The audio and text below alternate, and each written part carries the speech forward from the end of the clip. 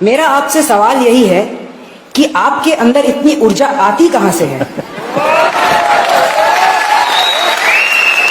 हमें पता है कि आप योगा करते हैं, लेकिन आप हमें यह बताएं कि यह ऊर्जा हम भी अपने लाइफ में यूज करके देश हित के लिए आगे हम यूज करके अपनी देश हित के लिए काम कर सकें आपकी यह ऊर्जा से।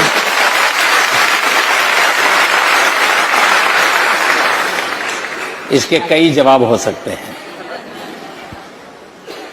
एक तो जवाब अगर मुझे हंसी खुशी की शाम के रूप में देना है तो मैं ये कह सकता हूं कि मैं पिछले 2 दशक से करीब करीब 20 साल से डेली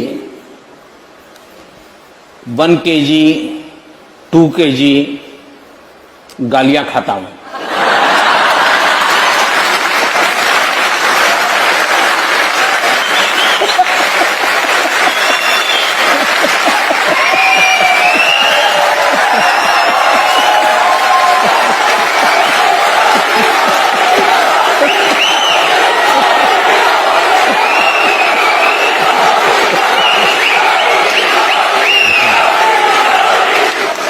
लेकिन सीधी सीधी बात मैं बताता हूं सरल। एक पुरानी शायद घटना आपने सुनी होगी कि कोई तीर्थ स्थान था एक पर्वतमाला पर, और तराई के अंदर कोई संत महात्मा बैठे थे, और एक 8 साल की बच्ची अपने 3 साल की उम्र के भाई को उठा करके उस पहाड़ी पर चढ़ रही थी। उस संत ने उसको पूछा, अरे बेटे तुझे थकान नहीं लग रही क्या?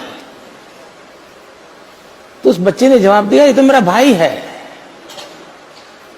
तो संत ने दोबारा पूछा, अरे तुझे, मैं तुम्हारा कौन रिश्तेदार है नहीं पूछ रहा हूं, मैं तुझे पूछ रहा हूं तुझे थकान नहीं लग रही है, इसको उठा के चल रही हो?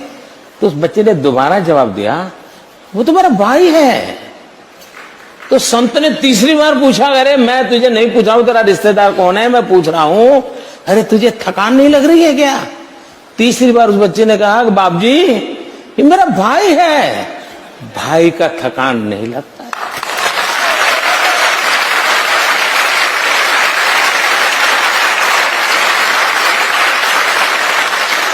मेरे लिए 125 करोड़ देशवासी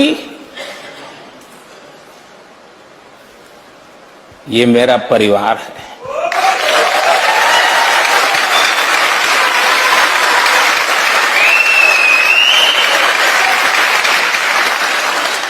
जिस पल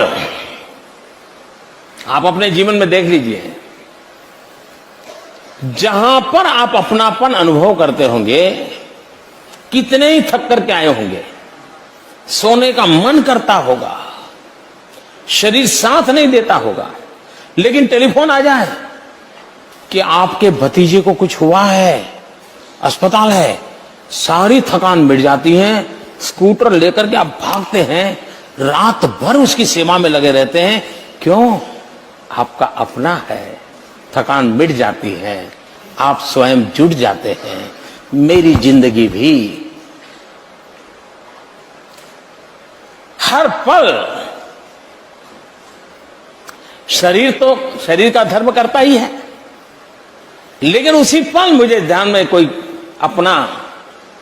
अपनों के लिए, कभी त्रिपुरा से कोई खबर, कभी केरल से कोई खबर, कभी दिल्ली से कोई खबर, तो फिर मन करता है, अरे उठो यार, चलो दौड़ो।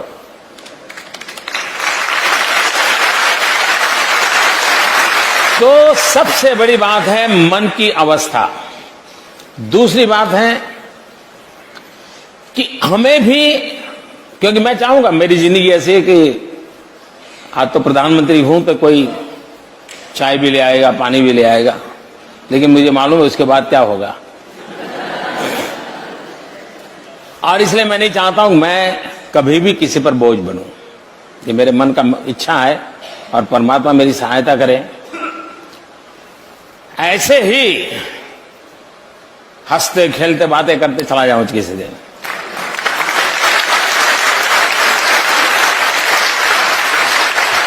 जिंदगी में किसी पर बोझ न बनूं, और इसलिए शरीर को जितना फिट रख सकता हूं, शरीर से जितना काम ले सकता हूं, जितने नियमों का पालन कर सकता हूं, जितना भी मैं सीख पाया हूं, उसको मैं जीने का प्रयास करता हूं। और मैं सभी नौजवानों से कहना चाहूंगा